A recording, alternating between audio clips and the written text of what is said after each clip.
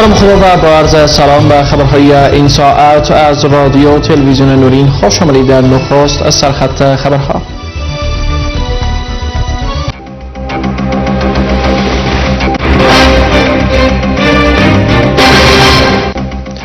تأکید وزیر دفاعی آمریکا بر تأمین صلح و ثبات در افغانستان توسط خود افغانها.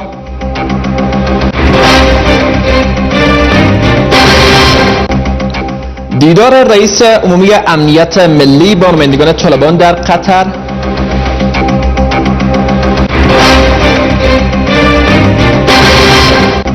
و توقف حملات هوایی روسیه در سوریه.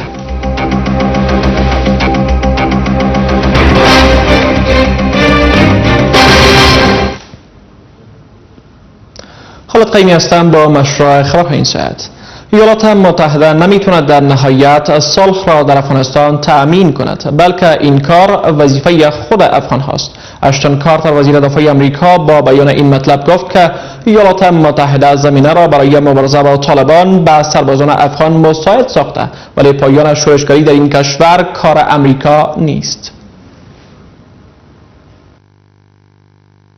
آتش جنگ در افغانستان در این روزها نسبت به هر زمان دیگر شعله‌ورتر شده است، اما سربازان افغان باید بار این جنگ را به تنهایی به دوش بکشند و بر ضد دشمن مبارزه کنند که بالای هیچ کس رحم نمی کند. از 2 سال بدین سو دیگر نظامیان خارجی در میدان نبرد در کنار این نیروها حضور ندارند و هراس افغانان با استفاده از این فرصت توانایی نیروهای افغان را به آزمایش گرفتند. با این همه وزیر خارجه آمریکا در مصاحبه بر روزنامه گاردین بریتانیایی تاکید کرده که آنان نیروهای افغان را برای چنین روزا آموزش دادند. هدف استراتژی ما این است که نیروهای امنیتی افغان را بسازیم تا از مردم کشورشان حفاظت کرده و طالبان را عقب برانند. ظرف 1 دهه گذشته ما سخت تلاش کردیم و این نیروها ایجاد شد. آنها کارشان را نسبتا خوب انجام میدهند. ما در افغانستان باقی میمانیم، نه در سطح وسیع بلکه تنها در حد کوچک برای کمک به نیروهای افغان، زیرا موفقیت این سربازان برای کامیابی مأموریت ما کلیدی است. آقای کارتر در مصاحبه با این روزنامه بریتانیایی تاکید کرد مبارزه بر ضد شورشگری وظیفه آمریکا نیست و افغانها باید این کار را کنند. و در پاسخ به سوالی که نیروهای آمریکایی مجهز با بالاترین تجهیزات و فناوری پیشرفته نتوانستند طالبان را شکست دهند، اکنون نیروهای افغان چطور میتوانند این کار را انجام دهند؟ گفت این قابل تعجب نیست که ما نمیتوانیم صلح را برای جامعه دیگر تامین کنیم، بلکه این مردم افغانستان هستند که باید امنیت کشورشان را تامین کنند. ما این فرصت را برای آنها مساعد میسازیم، اما پایان شورشگری کار آمریکا نیست، بلکه مردم این کشور باید این کار را انجام دهند. نیروهای بین المللی در چارچوب مأموریت آیساف و ناتو ظرف 13 سال تمام بر ضد طالبان جنگیدند با این هدف که روز این گروه را نابود کرده و افغانستان مسنون را ایجاد کنند تا نه تهدید برای آمریکا و متحدینش در آینده باشد و نه هم جان مردم بیگناه افغانستان را بگیرند. اما با گذشت زمان هرچند تهدید بر علیه امنیت ملی آمریکا پایان یافت، اما افغانها هنوز روزانه قربانی این جنگ ناتمام میشوند، ولی اینکه دامنه این جنگ نافرجام چه زمانی برچیده میشود معلوم نیست. ملا عبدالمنان آخوند برادر ملا عمر نیز در مذاکرات پنهانی ماه‌های اکتبر و سپتامبر طالبان و دولت افغانستان در قطر حضور داشته است. روزنامه گرداننده گفته است که طالبان افغان و نمایندگان دولت افغانستان مذاکرات پنهانی در قطر را از سر گرفتند. بر اساس این گزارش گفته می شود که ملا عبدالمنان آخوند با معصوم استانکزی رئیس امنیت ملی کشور دیدار و گفتگو کرده است. در این حال یک منبع طالبان نیز خبر داده که ملا یعقوب پسر ملا عمر نیز به احتمال زیاد به زودی به گروه دوحه خواهد پیوست.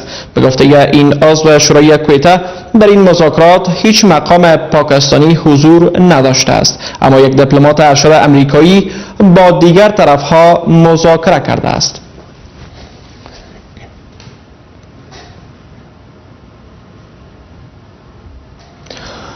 برخی اعضای مجلس سنا از وضعیت امنیتی کشور ابراز نگرانی کرده تاکید دارند که اگر رهبران حکومت راه‌های بدیل را برای تأمین امنیت روی دست نگیرند، ناامنی‌ها در کشور بیشتر از پیش افزایش خواهد یافت.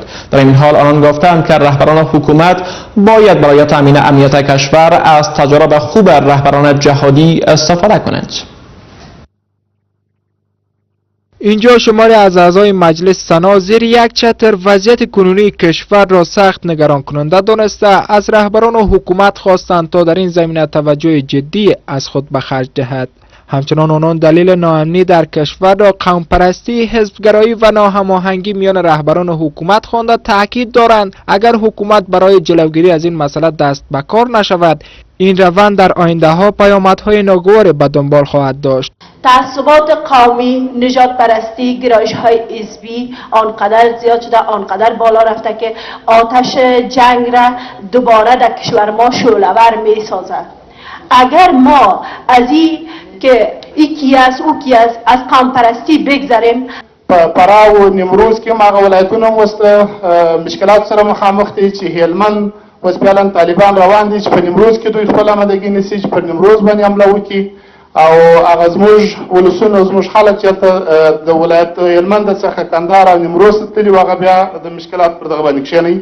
دولت افغانستان، رهبرای افغانستان از متوجه شوند که این ضعف از اینا، ناتوانی از اینا باعث عظیم میشه که با سرنوشت مردم افغانستان، با عزت مردم افغانستان، با خون و خاک مردم افغانستان اینا بازی کرده هستند. اینا متوجه باشند که افغانستان در یک سیاست بسیار عجیب و غریب قرار گرفته و آینده اگر اینا به این سیستم پیش میروند، در حقیقت شما بدانید که تمام خون و تمام بدبختی و تمام رنج مردم افغانستان در تاریخ افغانستان به نام سیاهی از اینا ثبت خواهد شد. در عین حال آنان خطاب به حکومت میگویند برای بهبود وضعیت امنیتی کشور باید از رهبران جهادی برای تامین امنیت استفاده کنند. رهبرای سیاسی من هنوزم 2 سال بیشتر میشه، اینا بین خود اتحاد و اتفاق و وحدتی درستی ندارن که مردم افغانستان اطمینان حاصل بکنه و مردم آماده همکاری برای این دولت شود. امروز میبینید که در برنامه‌های گوناگونی از طریق اخبار و جریده شخصیت‌ها و رهبرای سیاسی تعوین و تحقیر میشدن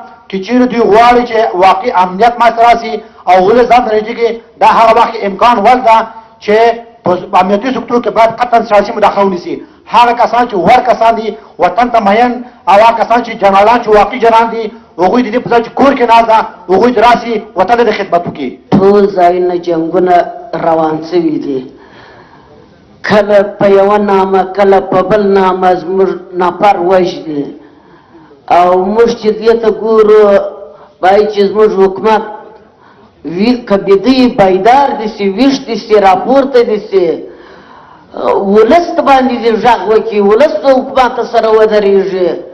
گفتنی است در حال حاضر در بیش از 10 ولایت جنگ میان نیروهای امنیتی و طالبان به شدت جریان دارد، اما دیده شود که پس از این حکومت چه راههایی را برای پایان این نبردها روی دست خواهد گرفت.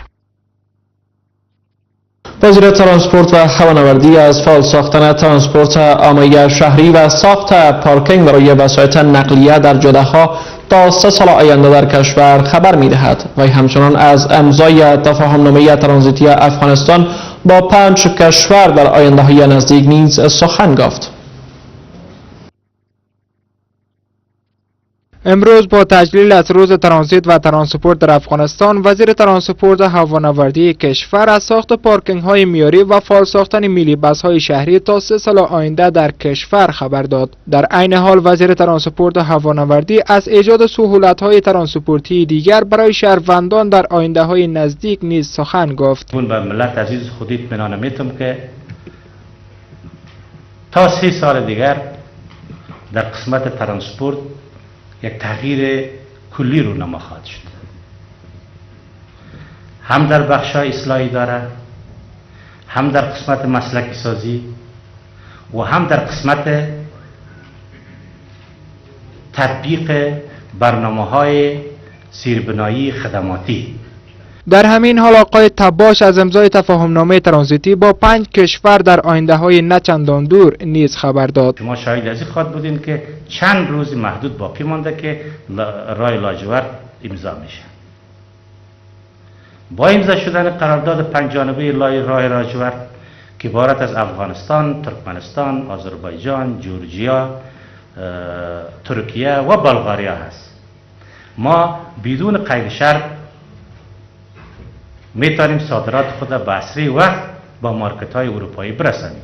این گفته ها در حال مطرح می شود که شهر کابل با داشتن بیش از حد نفوذ شهری، وسایل نقلیه، نبود ایستگاه درست، نبود جاده های معیاری مردم را با مشکلات فراوان روبرو ساخته است. حالا دیده شود وزارت ترانسپورت هوانوردی چقدر می تواند در این زمینه با مشکلات مردم رسیدگی کند.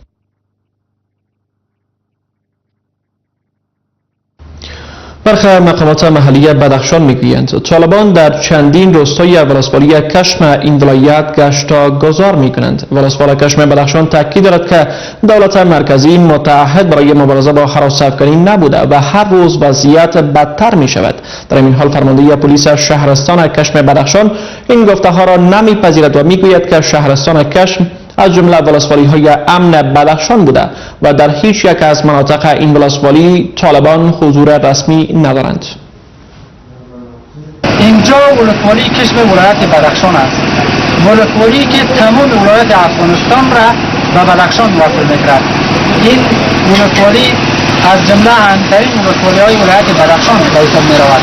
اما شهروندان شهرستان کشم بدخشان از نبود خدمات بهداشتی در این ولسوالی شکایت دارند و میگویند که دولت مرکزی در 15 سال اخیر هیچ توجهی را نسبت به بازسازی ولسوالی نداشته است. عبدالسلام پیمان ولسوالی کشم ولایت بدخشان میگوید که طالبان در چندین روستای دور پیش این شهرستان گشت و گذار میکنند. وی تاکید میکند که دولت مرکزی متحد برای مبارزه با هراس افکنی نبوده و هر روز وضعیت بدتر میشود. ما نمیتونیم بگوییم که 100% ما امنیت در ولسوالی کشم داریم. ولسوالی کشم از نگاه امنیت هم مشکل خود دارد. در بخشی از ولسوالی کشم که بنو می آوردن و پلیران و در ایجیم و مناطق فعلا طالبا حضور خود دارند.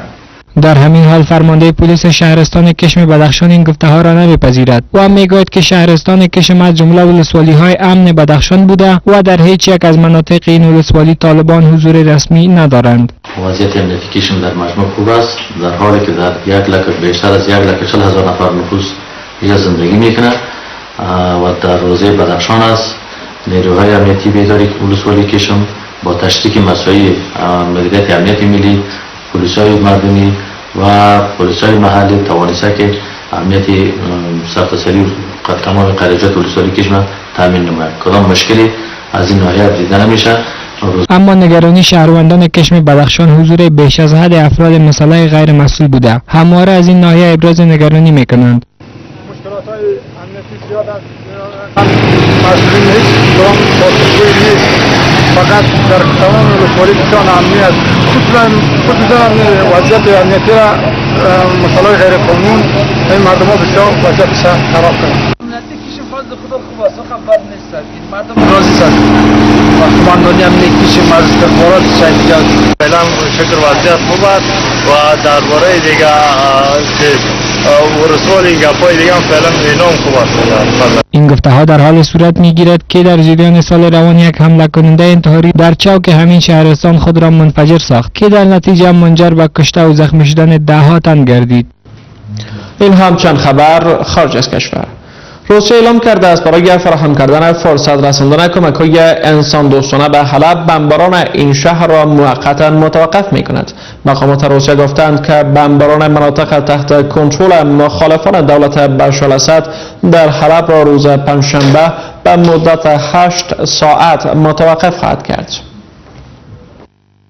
خبرگزاری روسی اینترفکس گزارش داده که نیروهای دولتی سوریه هم در این 8 ساعت حملات خود را به شرق حلب متوقف میکنند. این در حالی است که وزیران امور خارجه اتحادیه اروپا روسیه را به دلیل عملکردش در حلب به شدت مورد انتقاد قرار دادند. آنها پس از پایان جلسه خود در لوکزامبورگ با انتشار بیانیه اعلام کردند که شدت حملات هوایی روسیه به شرق حلب بیش از حد است و رنج غیر قابل توصیفی به ساکنان آن تحمیل میکند. وزیران خارجه اتحادیه اروپا نیروهای دولتی سوریه و هم پیمانان روس آنها را به حمله عمدی به بیمارستانها، مدارس و زیرساخت‌ها حیاتی متهم کردند که میتواند جنایت جنگی تلقی شود. از سوی هم گروه از امدادگران داوطلب موسوم به کلاسفیدها گزارش کردند که در جریان بمباران شرق حلب که تحت کنترل شورشیان است 14 نفر از اعضای یک خانواده از جمله 8 کودک و 2 زن کشته شدند. بر اساس گزارش این گروه از مدافعان مدنی سوریه 8 کودک و 2 زن در میان کشته شدگان بودند. یکی از ساکنان حلب در شمال سوریه گفته است که این شهر در طی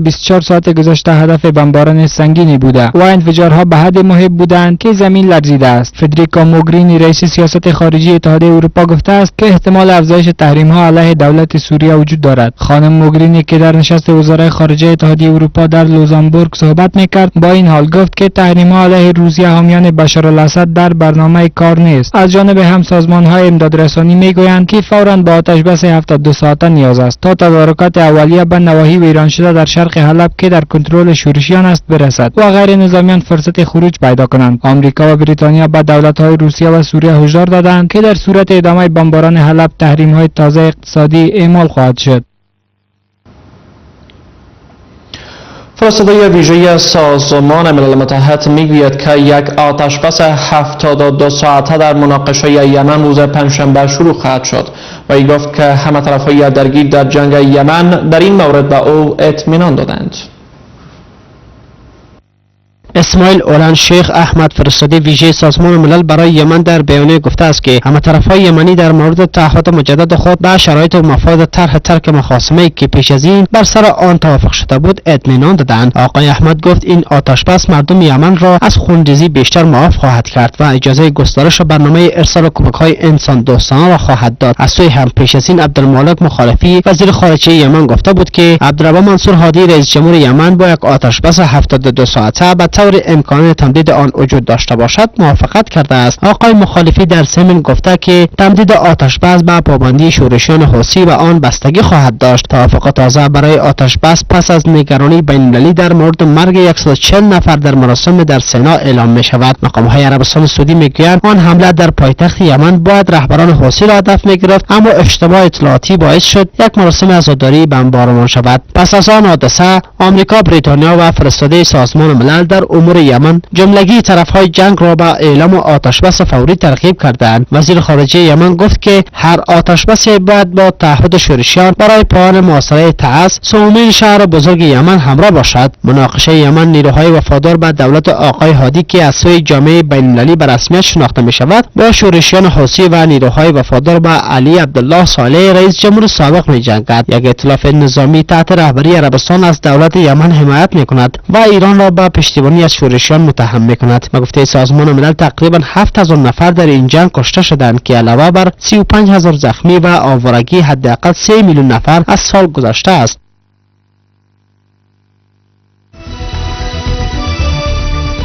سپاسگزارم از محبتتون، اوقاتتون خوش. الله نگهدارتان.